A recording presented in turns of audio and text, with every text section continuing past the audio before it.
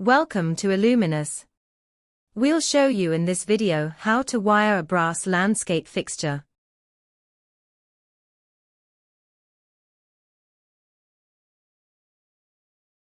Insert the wire through the top of the spike.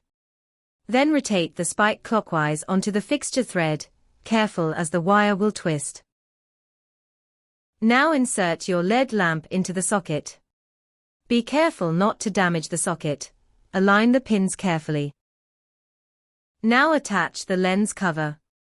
Align the lens using the keyway and key, then rotate clockwise.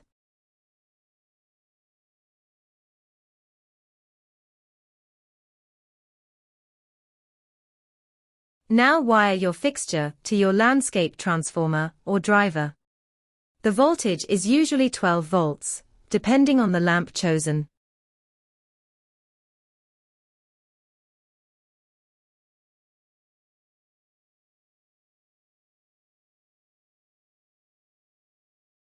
Thank you for watching.